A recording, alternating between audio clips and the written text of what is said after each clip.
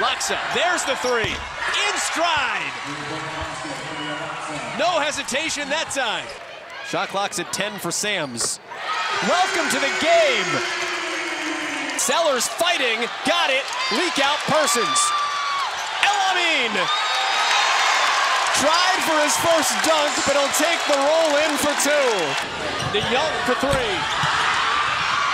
Rebound is loose, 8 seconds. Atkinson, got it! Your money all afternoon, and look at this!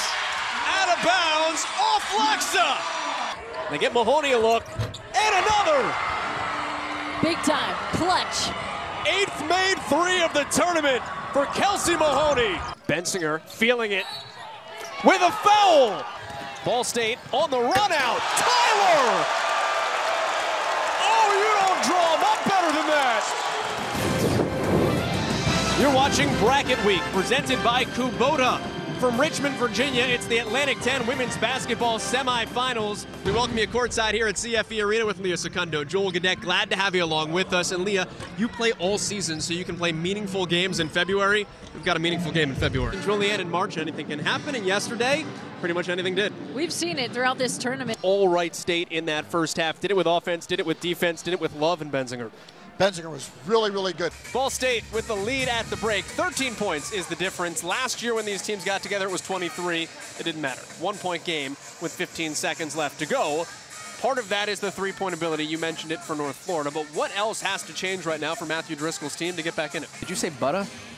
Butter. That's the bread and butter. That is the bread and butter, and nothing's better than the butter. The butter's better. I can't top that. Temple Owls, Hooter the Owl, leading Memphis by 3 here midway through the third. For over 40 years, the Tennessee State women's track team produced 40 Olympians, including 13 gold medal winners. Coming up next, the story of those remarkable women and their legendary coach, Ed Temple, is explored in the CBS Sports Network film, Mr. Temple and the Tiger Bells. It's right here on the 24-hour home of CBS Sports. I asked Tudor how many licks to the center of a Tootsie Pop, but he just looked back at me. No answer. That's funny. Memphis on a 7-0 run after Temple began the third on their own 8-0 run. And it's a 9-0 Memphis run. Tigers have not led in this game. But boy, are they showing grit. I mean, barely anyone to sub. And granted, Temple hasn't subbed a ton either. And Tanya Cardoza hasn't really subbed a lot throughout the season. She has a pretty slim bench herself. Mayo sidestep three. Big one for Imani Mayo. 4 times from deep in the game. And Temple extends that stiff arm. Boy, a bucket when you need it. And Creighton, a little short. Here comes Temple. Temple's still able to hold on to this lead, even though there was that 9-0 run by Memphis. So still not quite there yet. Mayo wide open again. Got left as Memphis packs it in. Tries to defend the paint first and foremost.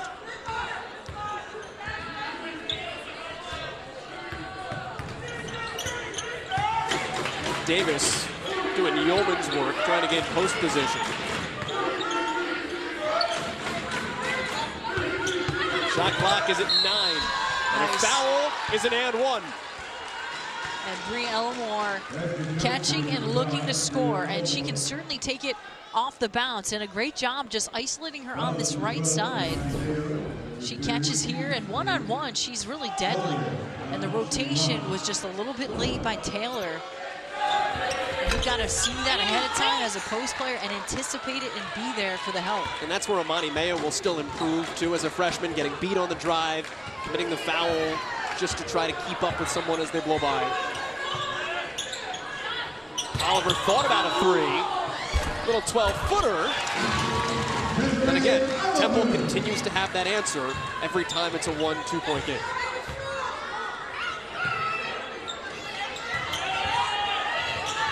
Stolen away, Atkinson. One on the bucket. And Atkinson got her share of points in transition tonight. Give her 12. If you're Memphis, you should really take note of where she is on the floor and go the opposite way. Hawkins, when they go her direction, she's picking off passes. Well, there she picked one up off the ground. Helper led Jones just a little too much. Check out Atkinson defensively. I mean, she is just very active here. And now if you went the other way, if you went the left side, she's not on that left side. But when you go that direction, she is just so aggressive on the ball and off the ball.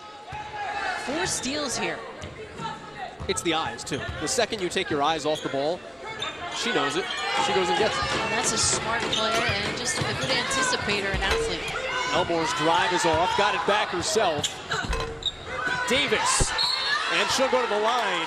And credit Alana Davis, too, because she won't officially get the first rebound, but it never gets to Elmore if Davis doesn't get a hand on it first. Oh, Davis, earlier in the season, we talked to Melissa McFerrin about this. She struggled, and I said it in the beginning of the game, with the pace of the game. Can she keep up at her size? She's 6'2", she struggled a little bit in the beginning, keeping up with the game, but boy, has she improved and really turned a corner as she's played a lot of minutes this year, and she can certainly play with the pace, and she's in great shape. Almost got the free throw rebound. I tell you, her mouth guard game is strong too, by the way. Steph Curry action there. That's now become the new thing, you know? The neon green, it's not really there for protection because it's not really fully in. I mean, Steph Curry just plays that thing hanging out the whole game. I don't know how you keep your mind on it to not drop it. I know, I agree. I never even played with one. Foul which is on not Atkinson. probably good. Well, the Dental Association of America is fans of that. You know, I'm a big fan of playing with a mouth guard. Every mom in America just thanked you for that one too, by the way. Fouls on Creighton. Got to protect those teeth. It's My true. dad's a dentist, I have to say.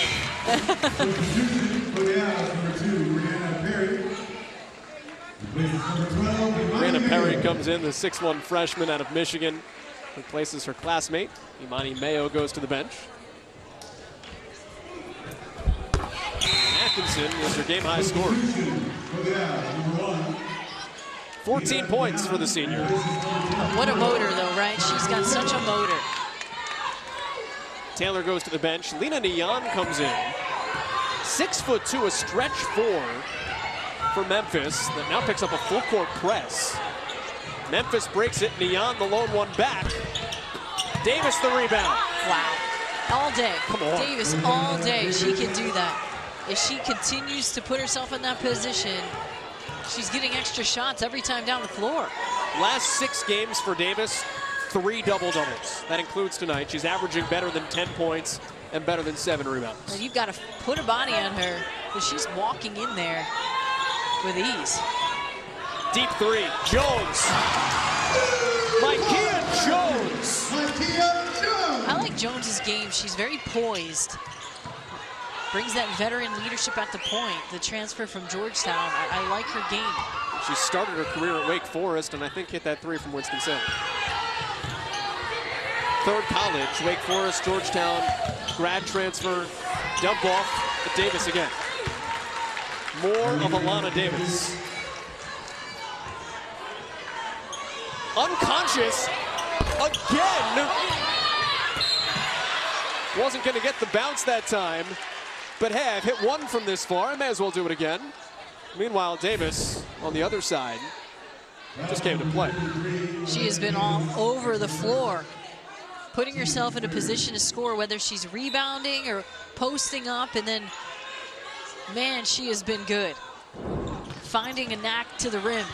Atkinson missed the gimme. And you can see there where Memphis is not fouling, letting Atkinson have the drive, and that's where Temple has to be able to convert. They've got to finish.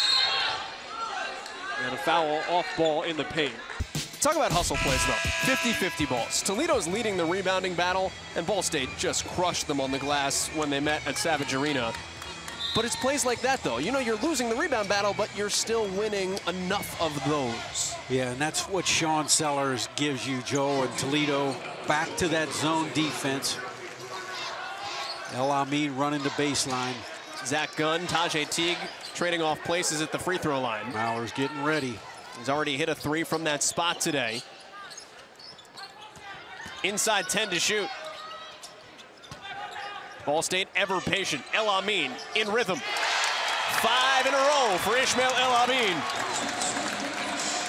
He doesn't shoot them often, Joel. Just one tray in the last 5 games, but a clutch play against that zone by the freshman. And a foul on Taylor Persons for infringing on Nate Navigato's cylinder. And that's Persons' second foul. We're going to have to watch that to see how tight Taylor Persons got. You do have to respect the air directly up from a player. Joel, it's incredible. And let's take a look. I mean, Navigato's not a guy that's a threat to take you off the dribble. First free throw is good. Okay. I mean, I don't know what I saw. Well, it's always been a point of emphasis the last couple years, freedom of movement. And now you have 8 players with 2 fouls, 4 on Toledo and 4 for Ball State. Are we playing 3-foul bingo? Gunn asking for it. Good baseline find. Taylor Persons. It was the screen under the bucket. Terrific screen by Tajay Teague. Did a great job of picking off Persons' man. The diversity of offense today for Ball State. The 5 on the floor, 9, 7, 7, 3, and 3 points. Now Toledo trying to post up Taylor Persons with Navigato. Fletcher, double team. That left Sanford open. Sanford, sidestep, rebound El Amin. Ball State by 15. Gunn, 18. Zach Gunn from Kokomo.